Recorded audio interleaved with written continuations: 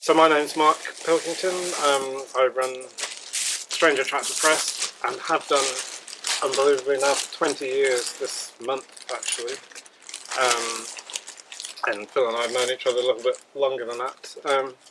But it was a real surprise and honour and a kind of next step for us in 2012 to publish the first edition of Phil's unsurpassed biography of Austin Spare, and the fact that we're now in its third edition speaks volumes for its just importance and just enjoy, just pleasurable nature of this incredible book. And I'm sure Phil won't mind me saying, I think he's one of the finest writers we have in the country, if not the English-speaking world at this time. Possibly this corner of the universe. Possibly this corner of the bookshop, yeah. So it's just fantastic that more people are coming to discover Austin Spare, and hopefully most of them are discovering Phil's book. So usually we'd have a nice slideshow to go with this. That's usually my job to do the slides, but I'll hand you over to Phil. Well, thank you for coming. As Mark just said, this talk on Spare normally has a load of slides, maybe 30 or 40 slides, because he's an artist, and they kind of carry it, really, I always think. But tonight's a sort of experiment. Think of it as a kind of visualization workshop, because you're going to have to imagine all the stuff that you're not seeing. But I expect lots of you know roughly what Spare's stuff is like anyway, because he's all over the internet, and we can have a flick through some of the books later anyway. So I'll assume no prior knowledge though, so I'll just start with who he was, his art, and the crashing of his more worldly career, and follow a few strands. Magic, demons, spirits, and I'll suggest for Spare this is really about the unconscious. And because the unconscious is invisible, once we've got onto that, we're kind of on safe ground with having no pictures. And I'll look at how he's been mythologized. So just a whiz through the life. He's born 1886, son of a policeman, early years in Smithfield, London, near the meat market, which I think was a kind of influence on him, all this dead flesh. Then they later moved to Kennington. He doesn't have a great deal of really conventional education, but he has this extraordinary talent for drawing ever since he's very small. He's thrust into the limelight in 1904. He's supposedly the youngest ever exhibitor at the Royal Academy Summer Show, which isn't in fact quite true, but because newspapers love these kind of boy genius stories, this gave him a certain celebrity. And his life's never really the same again, because it's like, first of all, he's hit by fame, and then he's hit by obscurity. John Singer Sargent is supposed to have said he was the finest draftsman in England. George Frederick Watts, G.F. Watts, big Victorian figure, said he was a genius. And he's controversial even early on. George Bernard Shaw is supposed to have said, Spare's medicine is too strong for the normal man. But like a lot of things with Spare, when you look into that, it's a very hard quote to actually source. And in some versions, it's Spare's meat is too strong for the normal man. But it goes back to the works of Kenneth Grant, and it's a man who's a friend of Spare who wrote a lot about him. It's very hard to get it really actually back to George Bernard Shaw. So at this period, he's a kind of rising star. 1908, a periodical called The Art Journal says, can there be anyone in London interested in art who has not heard of Austin Osman Spare? And this, I think, comes to seem kind of ironic as the century goes on, where you'd be better asking if there was anyone who had heard of him. So he's the boy genius, but it doesn't last. He gets a scholarship to the Royal College of Art, doesn't finish the course. He works as an illustrator, edits a couple of magazines, becomes a war artist, but only after the war. He's filling in the history of the war. But by the early 20s, his career is failing. He's been so-called the darling of Mayfair, but then he falls back to his roots in Southwark, as he puts it, to live as a swine with swine. And it's grim down there. People steal his milk. There's a man who bites the heads off live rats as a party trick. And from now on, he's kind of reclusive and in poverty, although they're both relative. He still has friends, and he's not in total poverty. He can still get his round in the pub or whatever. And he lives on into the 1950s. But from the perspective of the West End, Mayfair, he's gone underground now. Although he's always had a small cult following. even before his present revival, the world's best spare collection was Jimmy Page of Led Zeppelin. He's a spare collector. So he's a great draftsman and a visionary, but one of the weird things about his art is this chameleonic range of seemingly separate styles. It's almost like multiple personality. So there are certain distinct kind of lines in his work. There are visionary landscapes, often looks a bit like moorland. There might be a moon up. There might be some dancing figures or witches. Then there are realistic cockneys. He did hundreds of these, often elderly, old men. A few younger people as well, young women. The one I normally show when we do slides is a young woman who we know is a flower seller in the street. And grotesques, which he did very fast, and they're really grotesque. They border on kind of genuinely unpleasant. And they were in, for example, his book, The Book of Ugly Ecstasy. And he claims to have done these at great speed, working in darkness. And nudes as well. He's very, very good on female nudes. And it's a nude at the moment that has the current auction record for spare. I remember when you could get a spare for £200 or £300, and the current auction record, although it is a bit of a blip, but the current auction record is 44,000, and that's one of the female nudes. And he has another particular line of what he called satyrs, which is a kind of treatment he can give any male face, and they're often traceable to real people, like people he knew in the pub. But it's slightly to do with that late Victorian Edwardian thing, the cult of Pan, which went with paganism, and also had a kind of gay subtext as well. So he just, the ears get a little bit kind of fawn-like, a little bit kind of Dr. Spock, and there's a little bit more of a kind of grin, little smile gets around the mouth. And this was a treatment really he could do to anyone's face when he did a picture of them. The witch pictures, they come in particularly later in the 50s, after his friendship with Kenneth Grant.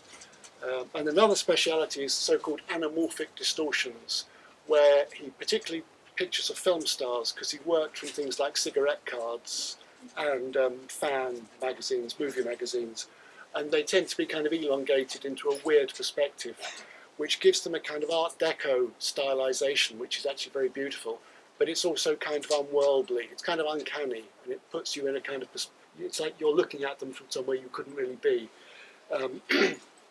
So that's some of his work, and the difficulty of discussing him and locating him kind of art historically has led to people seeing him as the precursor of things, people who champion him, and it tends to be the precursor of whatever they're interested in themselves. So a man called Mario Amaya saw Spare as the first pop artist. This is in the 1960s, because in fact pop was Mario Amaya's own interest. He was, in 1968, he was shot alongside Andy Warhol. He was a friend of Andy Warhol, and when that woman tried to assassinate Warhol, Valerie Solanas, poor old Amaya was shot as well. He wasn't killed. And then people in the 1930s, when surrealism came into vogue, they tried to see Spare as the first surrealist. But he is quite extraordinary, and there are some things that you can't really pigeonhole, and there are just a few things I kind of can't expect you to imagine, so I will show you. One of his things early on was he was doing pictures of what he thought of as visualising sensation, and this alone I think would make him extraordinary, because there's nothing like it in the art of the time. It's like this thing here, this kind of ugly buggly, which is quite unlike, this is incredibly low tech. I'm sorry, I've got my little pile of photocopies here. This kind of strange ugly buggly is what he thought of as visualising sensation, and it's what a sort of yoga posture feels like to him when he was doing it. And that's also bound up with a thing called the death posture, which I'll mention later.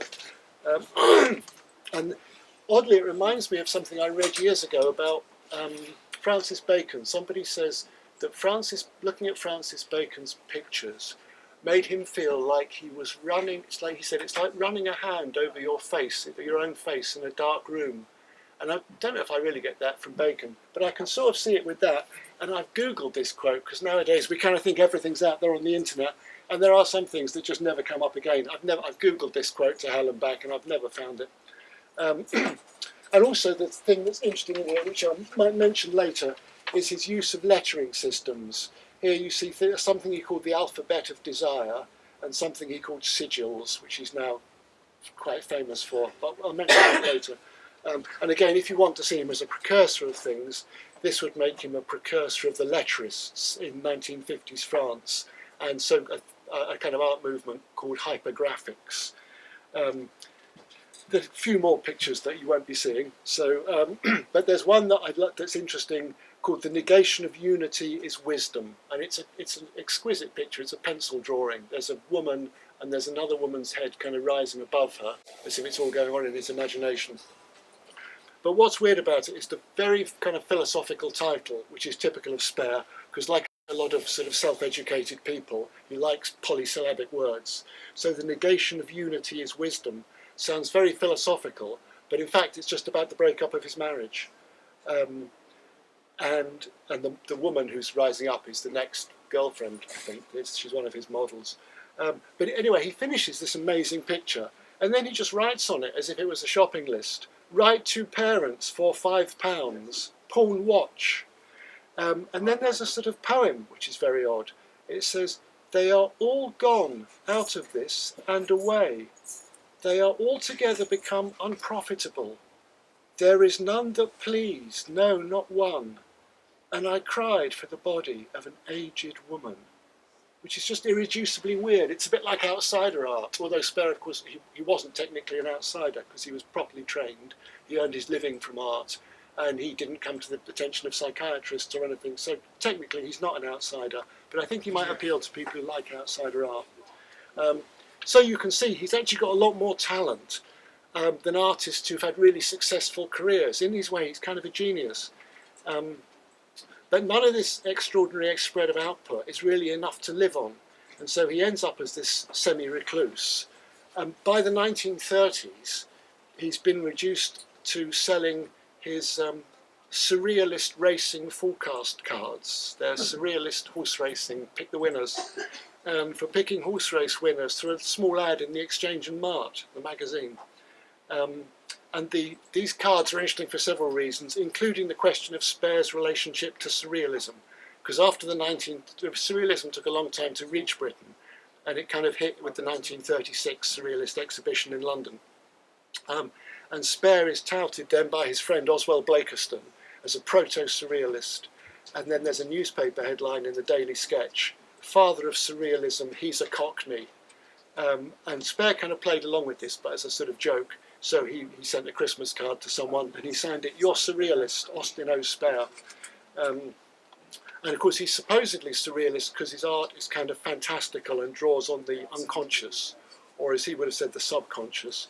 And he does automatic drawing, which is what Andre Breton, the great surrealist, defined surrealism as. It's just automatism.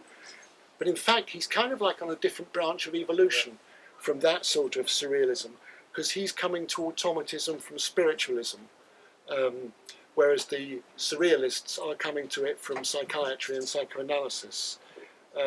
But even so, the surrealists do use kind of occult paradigms, if you like.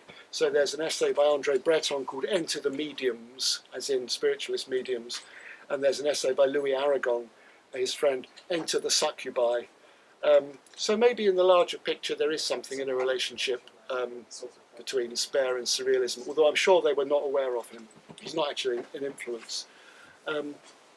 Anyway, back to Spare's peculiar career. It has another very strange turn around this time in the 30s.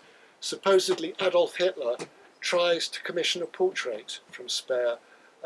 It's very exaggerated, this story, but there might be something behind it. There might be someone at the German embassy who came to a Spare show and tried to commission something. But in terms of the variety of his art, it brings us to a self-portrait that Spare did of himself as Hitler, with a little Hitler moustache. And he also did this has been lost, but supposedly he did a portrait of himself as Christ on the cross, which was photographic. So he must have had one of those old-style photographic things, you know, press the thing and it all goes flash, bang, wallop. But if he took photos of himself on the cross, they seem not to survive. Pictures came to light when I was doing the biography. In fact, I was lucky it was delayed because they are quite important, and we only found them really right at the very, very end. These are pictures that would have been illegal in their day. They're quite extreme. Naked women. One of them is deflowered, I think it's meant to be, or she could be menstruating. She's kind of bleeding from the vagina, but because deflowering was such a big thing culturally then, and virginity. I suspect it's more about that. And then there's another one. There's a nude woman, although she's quite heavily built, but a nude woman, and there's a kind of almost like a radiance coming from the picture, coming from the sort of rear end. It's a sort of arse radiance, which is kind of radiating from the picture. But what's weird about these pictures, which I'm coming to, is you can't see the face. And this woman, she's quite heavily built. She's got quite heavy limbs, which are quite sinewy. And you can't see the face, but you can see hair. And it's Austin Spare's hair. He's got very distinctive hair, which is kind of bushy. So they're actually self-portraits of him as a woman. And they're really very strange and quite obscene by the standards of the day. There's kind of erect flying penis and lots of obscene stuff going on around the margins with little characters doing things to each other. And it's very tempting, obviously, to see this in esoteric terms. There's a long tradition of like the alchemical androgyne and Baphomet, you know, with the breasts in the Eliphas Levi picture of a kind of satanic creature. But I think rather than any kind of conceptually esoteric kind of allegorical thing, I think it's more sort of psychosexually driven. That's the feeling I think you get from looking at the pictures, and the relationship to certain other earlier Spare pics, where again there's a big interest in androgyny and of himself being caught up in a kind of androgynous thing. And it's also about narcissism, which is really central to Spare. I don't mean it pejoratively, because now you always hear it, you know, kind of amateur diagnosis, oh, so-and-so's a narcissist. But narcissism is really central to Spare's thinking. And so this thing of himself as a woman was something that he theorised. He called it the new sexuality. And paradoxically, I'd say it's actually less about gender, and it's more about your relation to your sexual object.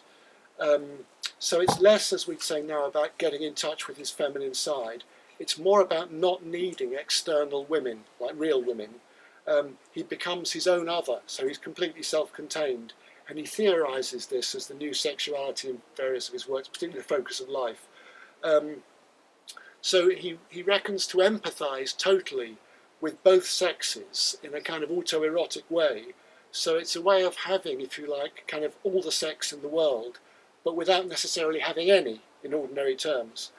And oddly, the album that these pictures are in seems to have belonged to the novelist E.M. Forster, which is peculiar in as much as it would have been illegal in its day. I don't know how Forster must have got it in some sort of under-the-counter sort of way.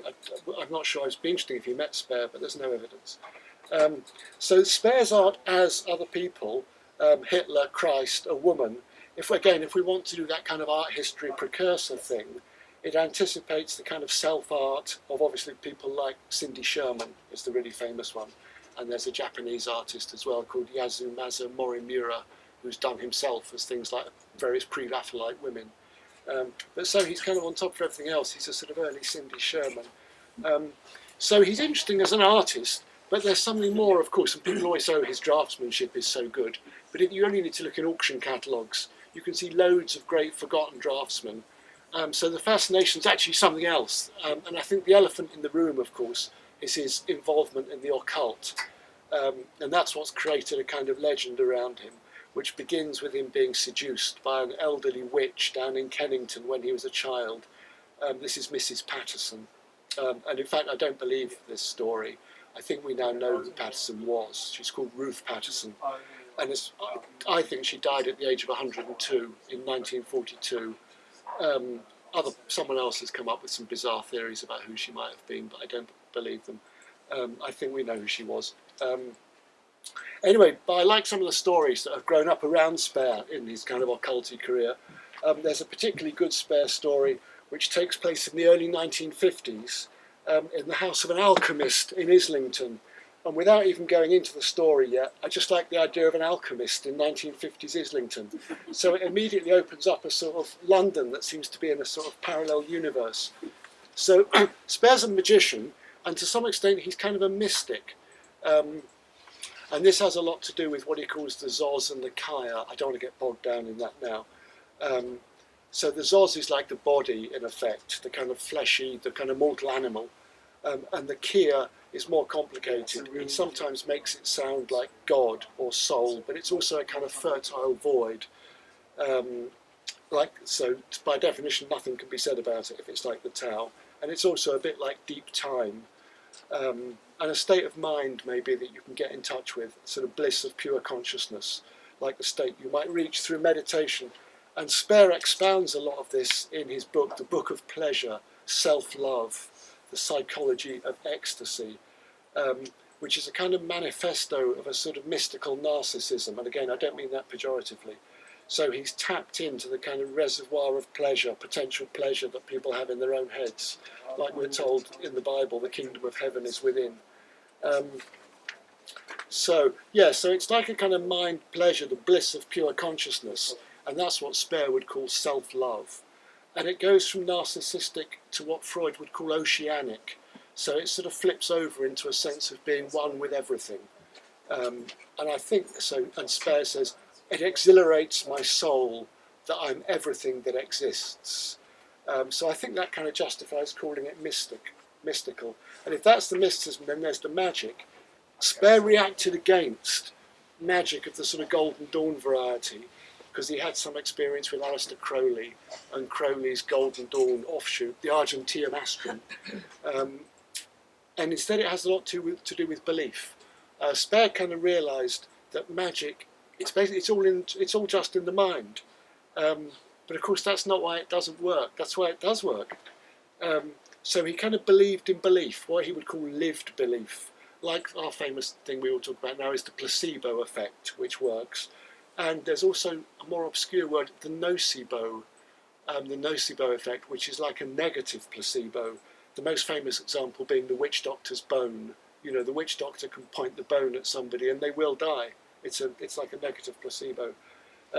So it's belief and it's the unconscious. Properly, Spare believed the unconscious could do anything, which is kind of true in some ways. You know, the way you have sometimes extraordinary dreams where you're almost kind of humbled by how brilliant they are, but you can't really take any credit for them. It's like they've just kind of flowed through you.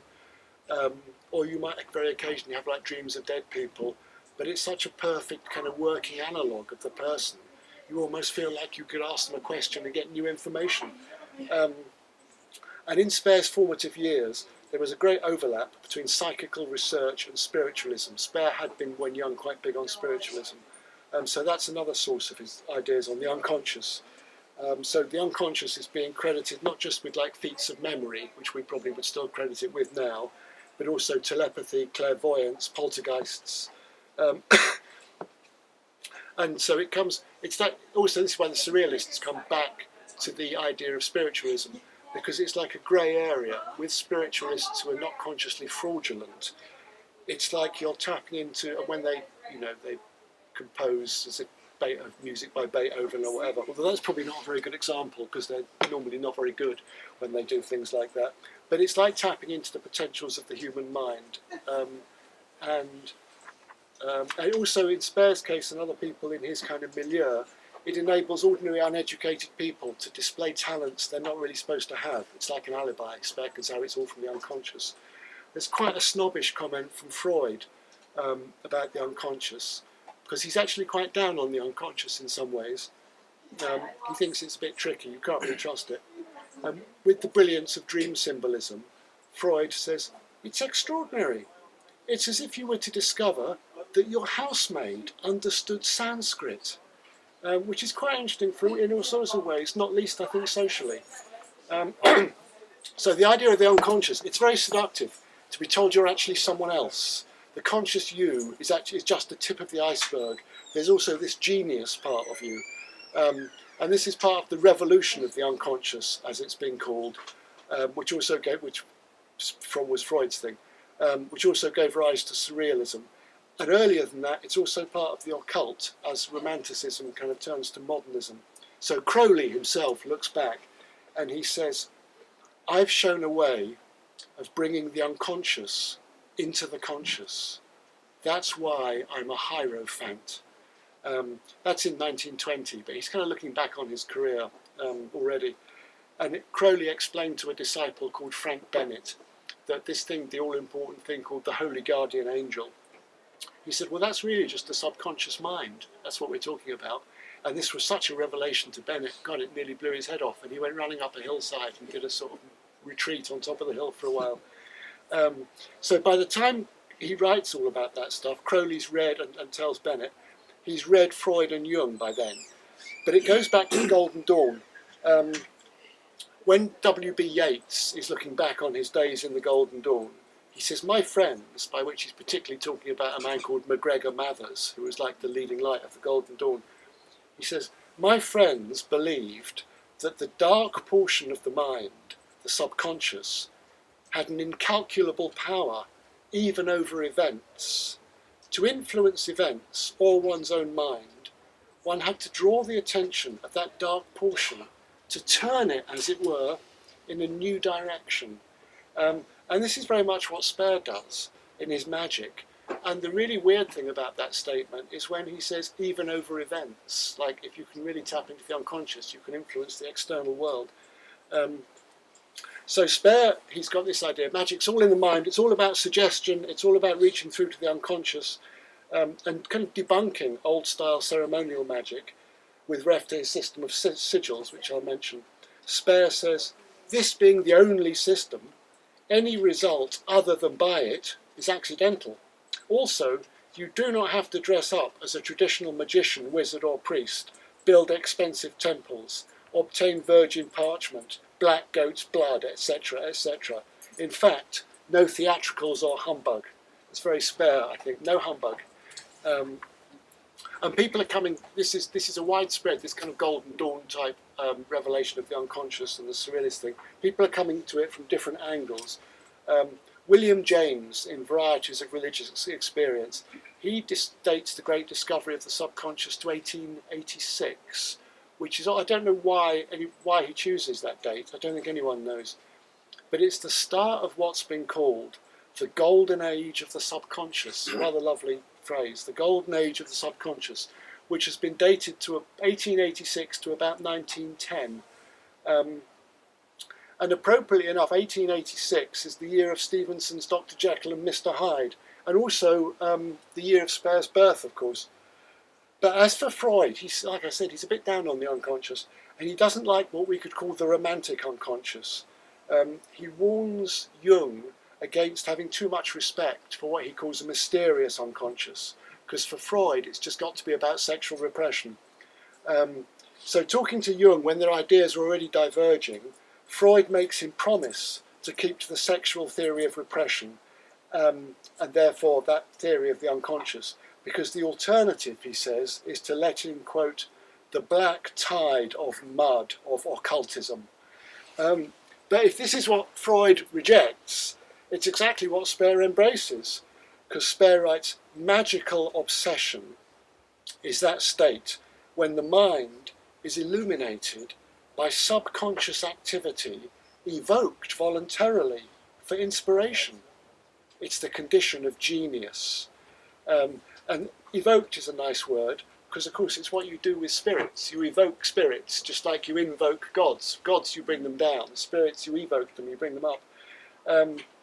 So that's kind of Spare's magic, and it's all about spirits. And he has a particular technique for communicating with the unconscious, which are these things he calls sigils.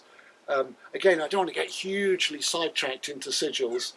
They're very, very well, the idea of sigils is very, very well known in some circles, chaos magic sort of circles.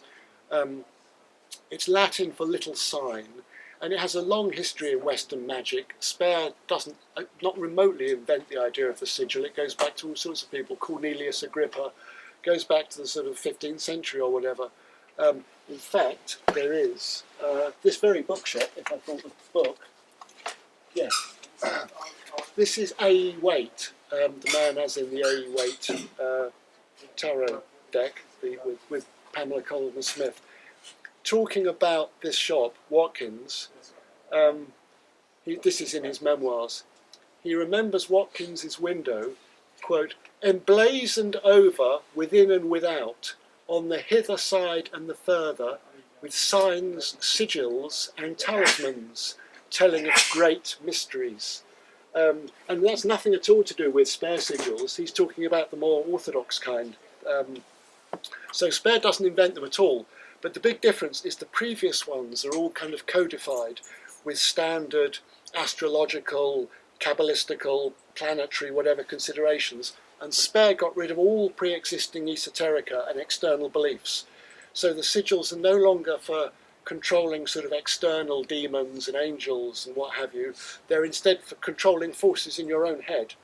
And the idea was that you write your wish or desire in a short sentence, you pare it down to basic letters to make a kind of ornamental cipher, and you get it into the unconscious, and then consciously the important thing is to forget it.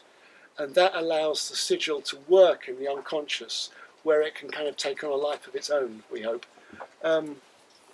So forgetting is the important thing with Spare. Years ago, I was collecting in loads of Spare books as kind of source material. This is the 1990s to begin with. And the one I never found, incredibly rare, was some little self-published thing called The Care and Feeding of the Spare Sigil by somebody in America called Yale R. Dragwheeler. And she still exists. I mean, if I wanted the book now, I could probably find her on Facebook or something. I think she's possibly a slightly kind of conspiracy theory type of person. And I don't know what exactly she said, but she maybe doesn't quite have the right idea, because if you were feeding this sigil, that's not what Spare had in mind. That's what you would do with a Crowley talisman. The thing with like a Crowley talisman is you would keep anointing it with bodily fluids. There's probably a much cruder way of putting that, but we won't go there. But with the Spare sigil, the point is to forget it. So it takes on, like repressing it. That's the idea. It's just like repression. So it takes on the power of a neurosis or a complex. You've kind of created an artificial complex in your mind if you've really repressed what you wanted in the sigil. And this is in accord with psychoanalysis. So someone says, rather nice quote, "A neurosis is a secret you don't know you're keeping." Because of course if you did know you were keeping it, it would lose its power. That's why people go to psychoanalysis and lay on the couch to find out, you know, what they are keeping, and then it loses it. For Spare, it's about deliberately not thinking about things, as opposed to where people are very casual and there's something like cognitive behavioural therapy. If someone said, you know, every time I think of my ex-husband, I get really mad, the therapist would just say, well, you know, don't think about him then. But it's not like that for Spare. Spare's thing would be, if you really make a huge effort not to think about him, then he'll turn up on your doorstep, probably, because it's like that thing of the unconscious influences real life. And this is, it's very, very, very much Freud, but not the real life. That's the magic bit. So it's what Freud calls the return of the repressed, which you just see all the time in normal life. You remember someone called O.J. Simpson who beat his wife to death in America, and after the second trial, which was a civil trial, not a criminal trial, the newsreader, it was live outside the courtroom, and because it was a civil trial, it was absolutely drummed into him. He mustn't say that Simpson was guilty or not guilty. What he had to say was liable or not liable. And so, of course, he's really making a big effort with this. And live on TV with the microphone, he says, and this morning in such and such a place, Mr. Guilty was found liable. Oh no! So that's the return of the repressed. This is what Spare says, except he, as we see, he wants it to influence things like winning lotteries or whatever we could imagine. Thought suppressed becomes volcanic. That's what Spare says. And it's like the eighth thing, it has power even over events. And Spare says sigils are monograms of thought for the government of energy. And these, if you've got any acquaintance with chaos magic, if you saw this, you would think, oh my God, yeah, sigils, you would think. But these are actually artists' monograms. They're Victorian artists' monograms. And that's really where Spare gets the idea of the sigil from. And then if you look at, so here's some of Spare's stuff. Hold on. These are two versions of the same idea. One is in the alphabet of desire. The top one is the alphabet of desire, and the bottom one is sigils. And the magical wish here is, I desire intercourse with a vampire. And so you see this thing here, there's a kind of winged vagina type thing flying about like a sort of bat. That's obviously the vampire, and there we see, so it's a sort of algebra almost, and then you can see this Spare himself over here. Whereas this one, it's like the bottom one, it's like the sentence has been condensed down into the letters and put into a monogram. And with the vampire thing, a friend said, "Do you really mean vampire? Don't you mean a succubus?" And Spare, because of course we associate vampires more with being male. And Spare said, "Oh yes, yes." He said, "I mean a succubus." So vampires, succubi entities is really what it's about. Spare can say he's never alone. He's alone and yet he's not. He said to somebody, "I have only to turn my head to see the whole gang of familiars, elements and alter egos that make up my being." So you kind of catch them out the corner of your eye. And that's what he kind of talks about, working with entities, elementals, automata, familiars, intrusive familiars, and obsessions. Obsessions are like creatures, but also the obsession thing goes back to spiritualism, because obsessions are what you have in the stage before you're possessed. So if you're possessed, then a spirit has kind of taken you over and it's speaking through you. But the stage before that, when it's just kind of besieging you, if it's, let's imagine it's hostile or you don't like it, that's when it's obsessing you. Whereas older style entities, more like this. This is a very famous picture that you've probably all seen here and there in books on magic. It's from Matthew Hopkins as Witchfinder General, and it's a witch saying, "My imps' names are," and there's various familiars, as we'd say. There's Grizzle, Greedy Gut, and Pyewacket, familiars. And we'd like to believe in spirits. The thing is, things have kind of changed a bit since Pyewacket's day. And we'd like to believe in spirits, I think. In fact, I went to a workshop about them, and by the time I thought the man giving it seemed to believe in them even less than I do. He was kind of very psychological rather than supernatural. But since the late 19th, early 20th century, the tendency has been to see these things in kind of psychic, mental terms, psychological approach. And there's a landmark for this, I think, in Crowley, his 1904 essay, The Initiated Interpretation of Ceremonial Magic, when he says the spirits of the Goetia are portions of the human brain. So when it says a spirit that will help you discover treasure, he says this means your business capacity. The direct quote, "Business capacity may be stimulated," which I think is maybe a bit glib. But Spare's more sincere about this. He sees his familiars as obsessions, automata. One of his early shows is called Pleasure and Obsession, which is kind of key. And I would say that was the mystical and magical sides, respectively. The pleasure is the mystic side, the obsessions are the magical side. And he talks about his automata. This is from the French psychiatrist Pierre Janet, who talks about sensory automata, which is things like hallucinations and seeing ghosts, and motor automata, which is things like speaking in tongues and automatic drawing and mediums being possessed. And still with this psychic approach, Picasso can just say, he's talking about tribal art. Spirits, the unconscious, they're the same thing. So all that, I'll jump past a bit. Hang on. What I was going to say is the way that Spare thinks about the self and its entities. There's one of his pictures called The Death Posture, which is the frontispiece to the Book of Pleasure. And there's also this picture here, which this is just on the cover of the American, I think it might be too small to see. You can see it's sort of man at a desk, which is an idealised version, self-portrait of Spare, with all his kind of bric-a-brac in front of him.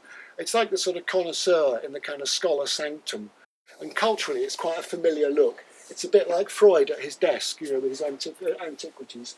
Or something from a kid's comic I remember as a child, The Astounding Jason Hyde. You see, weirdly, he's got it's the same kind of look. It's a culturally familiar look, a bit like, let's say, The Alchemist's Laboratory or The Cabinet of Curiosities. It's quite a distinctive thing, like one of those sort of things. But the weird thing with Spare is why he has this picture of himself at a desk, and that's called the death posture, and then why he can have that ugly-bugly thing I showed you earlier, the yogi thing, why this is the death posture as well. And I would suggest the common denominator is a kind of mental plenitude. That's why they both have the same title, and for Spare they're both the same thing. And, hang on, I'll speed up. And its entities from one of his witchcraft pictures. Hang on. Oh. Rummage.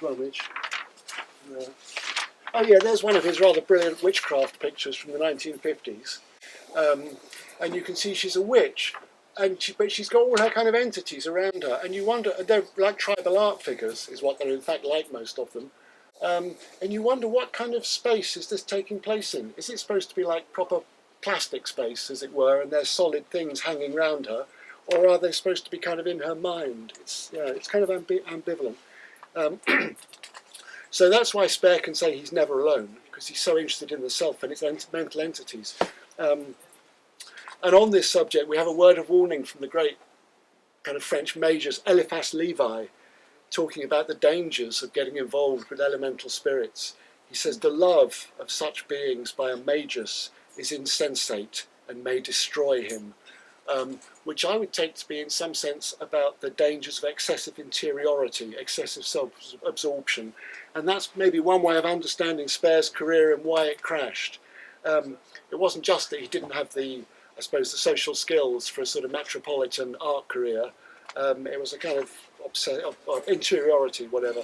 So his career goes bust in around 1924. He falls back to south of the river to live as a swine with swine. Jokes to a friend about putting his head in the gas oven, which was in those days a very popular form of suicide. But by about 1936, he's not doing so badly. And then he gets blitzed in the war. He says to a friend, it was Hitler's revenge, Frank, because he turned down the portrait. He loses about 300 pictures. He's now homeless. A friend puts him up in her basement, but he's kind of undefeated. And then he makes his post-war comeback. Two friends notice two people who didn't know each other, and I like the way they put it. One man called Frank Letchford says he's down there working like a demon, and a man called Dennis Barden says he's working with demoniac energy. And given the kind of source of Spare's art, I think they're both rather nice kind of phrases. And so he has his post-war gallery, a post-war comeback, the Archer Gallery, Notting Hill, 1947. And there's a human interest article in a magazine, The Leader, which focuses on the fact that he's so skint. And strangers post him food. A woman in South Africa sends him some tinned pineapple, and someone in Streatham sends him a tin of salmon. And then he starts showing in pubs to survive outside the gallery system. And as a result of this article in The Leader, a young woman gets to meet him called Steffi Grant. And she's like the fiancée, or by then I think married, to a man called Kenneth Grant. And now Spare's career just totally takes off. Because as we've seen, his interest in mysticism and magic is actually quite psychological. But in the hands of Kenneth Grant, it just takes off into full-blown supernaturalism, influenced by popular fiction, I think particularly Arthur Machen, H.P. Lovecraft and Sax Rohmer. And also Spare is a tremendous confabulator himself. After World War I, he claims he's been the only survivor of a torpedoed troopship, and he spent the night under a pile of corpses in no man's land. And in fact, he wasn't in World War I, he only went afterwards. And Mrs. Patterson the Witch, I think he got her name from a local newspaper article, probably her 100th birthday in 1939. And he once gave Aleister Crowley some special cakes, this is by his own account, that he said were from an old Chinese Tang dynasty recipe, but in fact he'd made them from dog shit and horse dung. And somebody complained on Amazon about that. They said, I make Spare seem like a nasty person. But it's, for a start, it's his own story, and secondly, it's so obviously not true. And also Spare said he had a letter from Freud, admitting that he was a greater genius than Freud. I mean, as if. But you do get the most amazing, if we've got time, I'll tell you a couple of Spare stories from the Kenneth Grant period. Spare was occasionally bothered by dilettantes and thrill seekers. People would come to visit him in his basement, and on one occasion 2 dabblers in the occult asked him to evoke an elemental spirit to visible appearance. So it's like they're ectoplasm junkies, but they're looking for stronger kicks. Because they've seen the spirits of the human dead materialised at seances, but now they want to see really rare game. They want to see a non-human spirit. And Spare says, no, we mustn't do this because it's very dangerous. These entities embody atavistic forces from deep in the unconscious, and you mustn't bring them up. But they insist. So Spare draws a symbol on a piece of paper and he presses it to his forehead. Nothing happens for a while. And then the poor light in the room seems to thicken and grow misty. A greenish mist now definitely seems to be in the room, congealing into flitting seaweed-like fingers and beginning to constitute a definite organised shape with a nightmare quality of absolute evil. Quote, it entered into their midst, gaining more solidity with each successive moment. The atmosphere grew miasmic with its presence, and an overpowering stench accompanied it. And in the massive cloud of horror that enveloped them, 2 pinpoints of fire glowed like eyes, blinking in an idiot face, which suddenly seemed to fill all space. So the dabblers, they panic, and they beg Spare to send this thing away again, which he just manages to do. But they're very badly shaken by the experience, and before long one of them has ended up in a psychiatric hospital and the other one has died.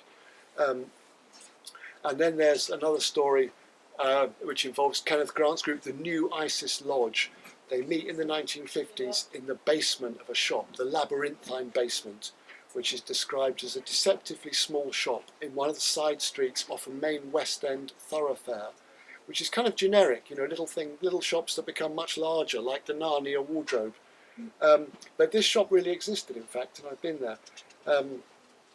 And Grant says the walls were decorated with Spare murals on a lycanthropic werewolf theme, and he talks about a ritual that goes wrong with an eruption of black energy and a woman raving with a dagger in her hand. But this is nothing compared to the going on in Islington in the 1950s in the house of the alchemist.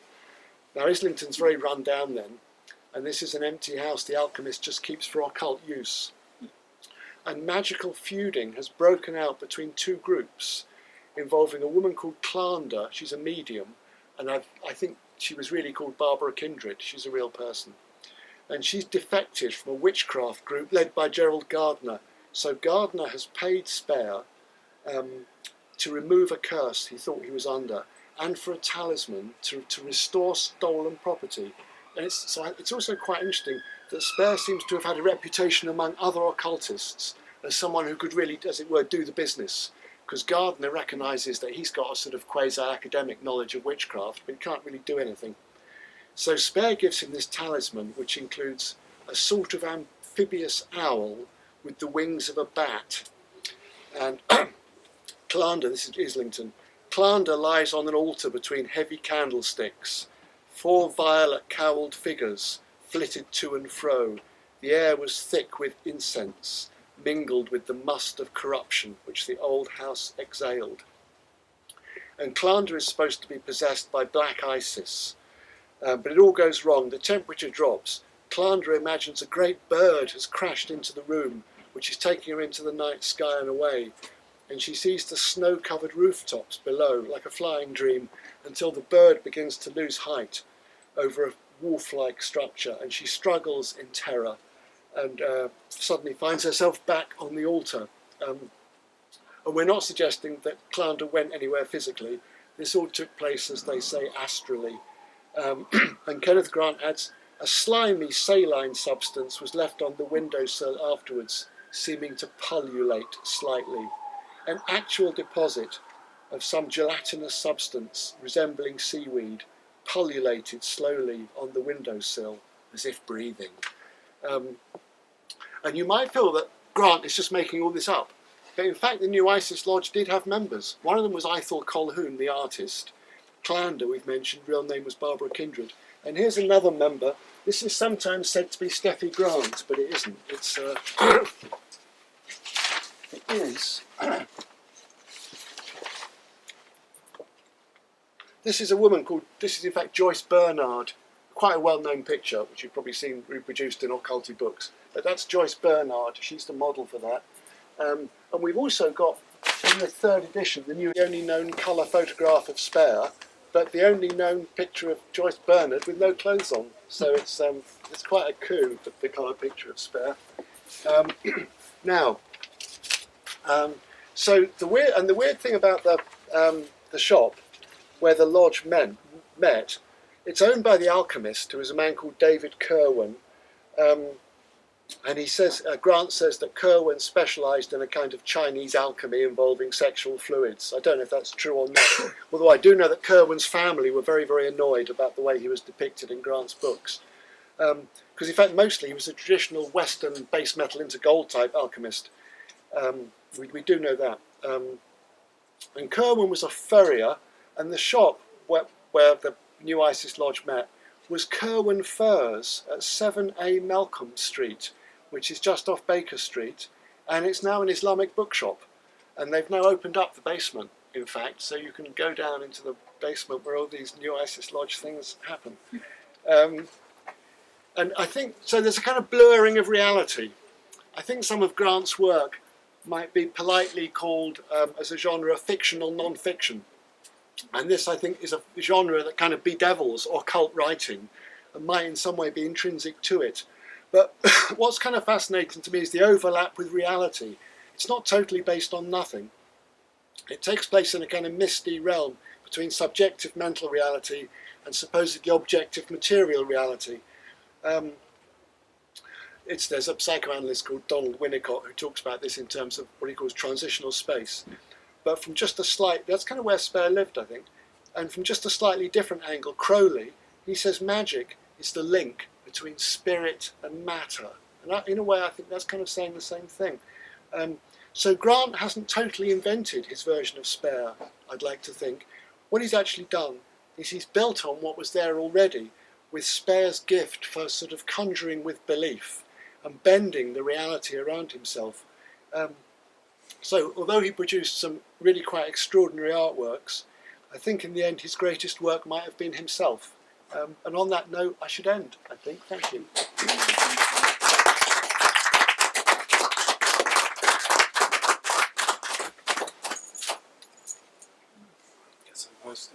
Thank you, Phil. Anyone got any questions for Phil?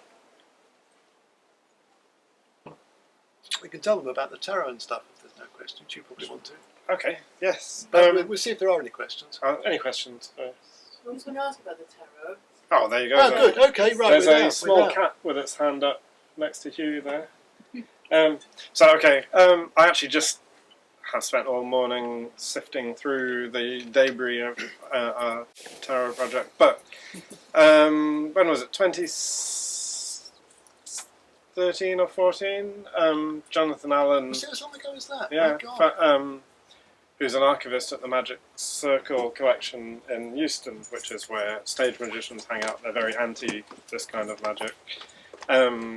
He was going through the logbooks of the archive and found a note that said deck of cards drawn by artist Austin Osman Spare, handed in 1944, I think it was. So he ran to the little drawer where these were listed, and incredibly, there was a hand-drawn deck of cards by Austin Spare that were essentially tarot, or so a kind of weird fusion of tarot and fortune telling, and sort of more kind of gypsy fortune telling cards.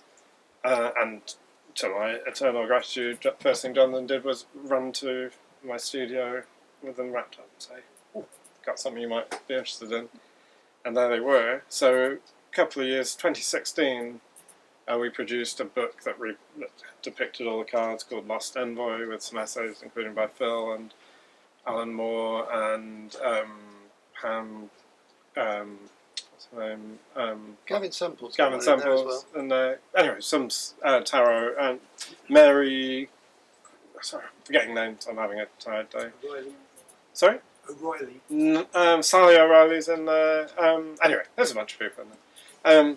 But people kept asking us to recreate the deck itself. And the problem with the deck, which the sort of major arcana follow the now familiar kind of tarot kind of schema. It's kind of like Sod's Law, isn't it? There's one card missing. Yes, the strength card But is missing. The amazing thing is, Jonathan Allen, to his enormous credit, has recreated this card, and from a little black and white photo, and he has done it really brilliantly. Yeah. The line is totally plausible, it's totally Spare, and the kind of tonal balance, the colours are really good. It is a quite extraordinary feat to have done the card, So I think. the only time the deck had been seen since the 40s was in a little exhibition in a vitrine in the Magic Circle archive, and there was one photograph of it from a distance, and from that Jonathan was able to recreate this. But it's you have to sort of revisit or read the book, but The Spare almost certainly made the deck in sort of 1906, which is interesting in tarot history because it predates the Pamela Coleman Smith, Arthur. It's based very closely on the Oswald Worth deck.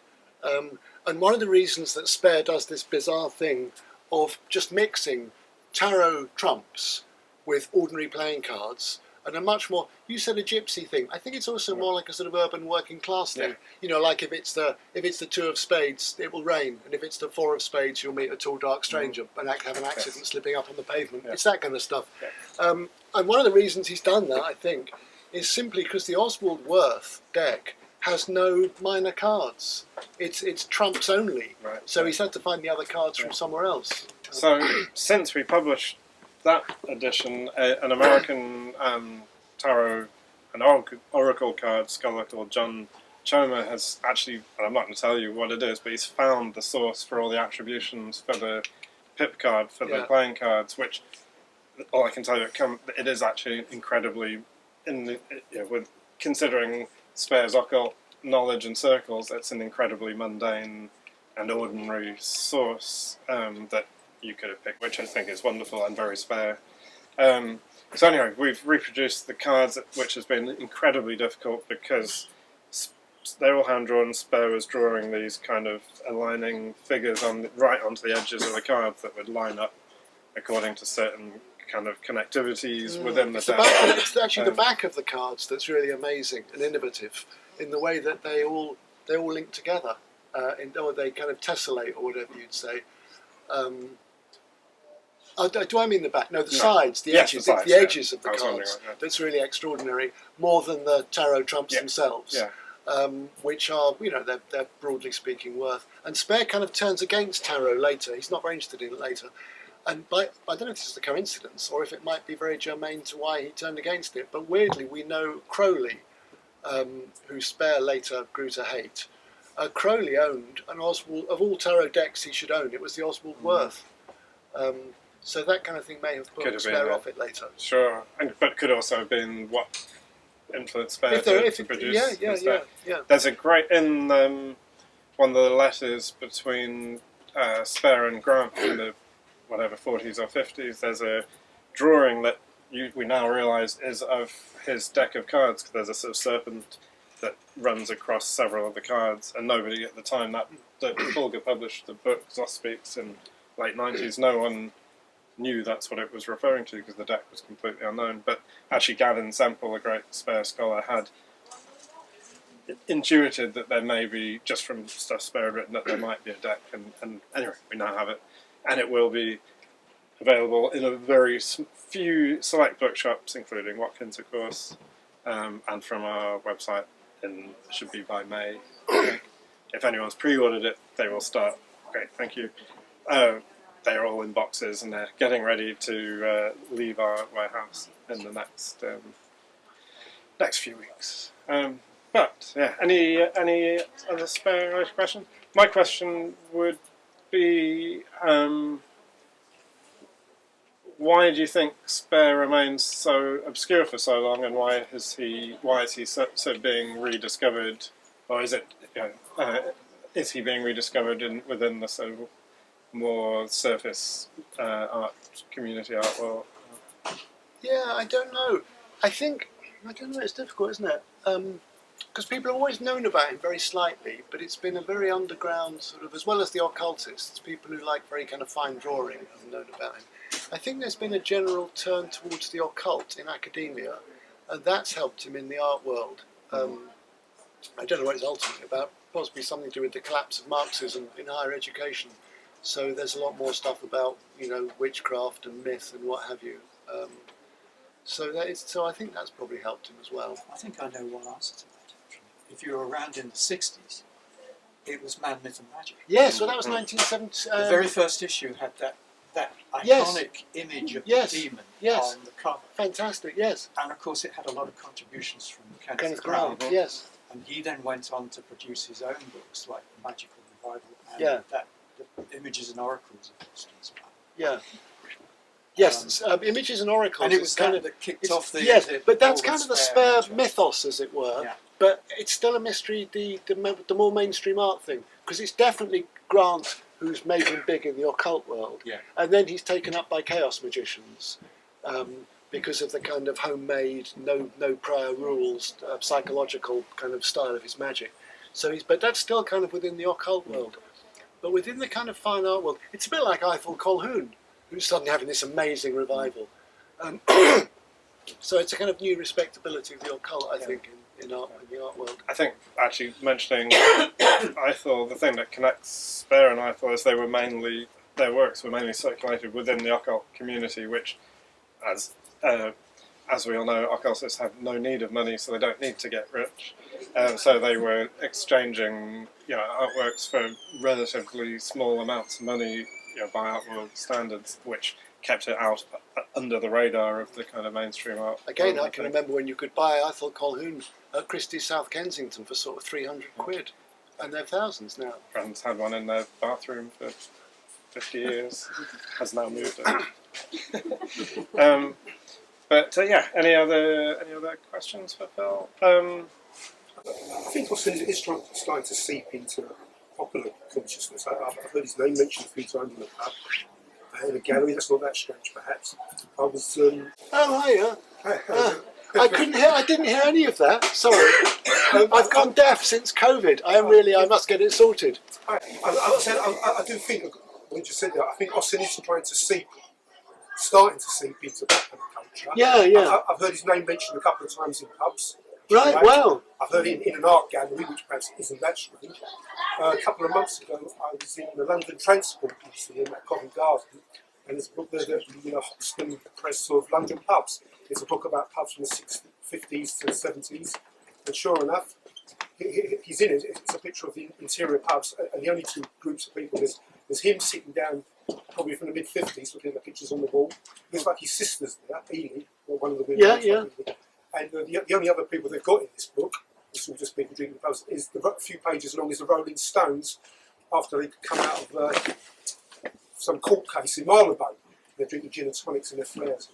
And I thought, well, what a strange juxtaposition. The only three people in the book. Yeah. The guitarist guy, whatever his name is, and Austin. I thought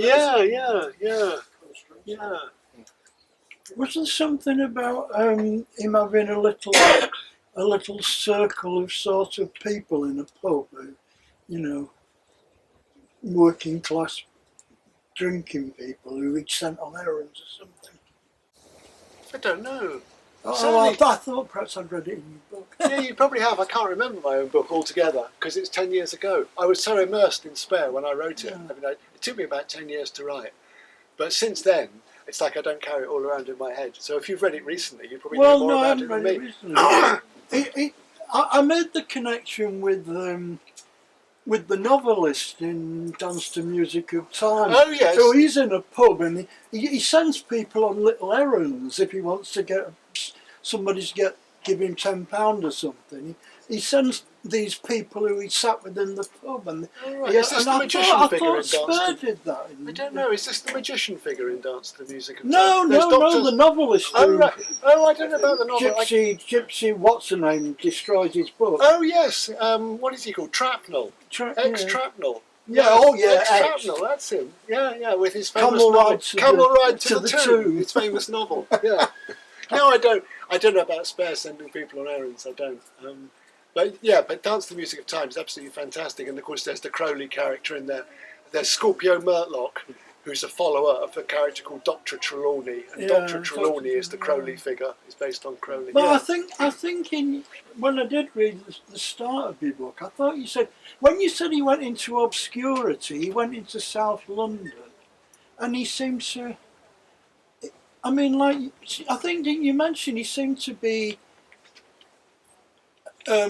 sort of involved with the very lower class. Yeah. That's perhaps why he hated Crowley, because Crowley was this elitist. No, him down and patronised him in all sorts of ways. That'll be part of why he had a grudge against Crowley, yes, I'm sure. Yeah. What's the lovely thing he says about Crowley? If I had to go out wearing as much makeup. And Oh yes, if I had to stuff. do that to attract him, I'd give up the ghost. Because Crowley was bisexual and used to go out wearing makeup and covered in perfume and stuff. And Spare said yes. If I had to go to that much trouble to attract him, I'd give up the ghost.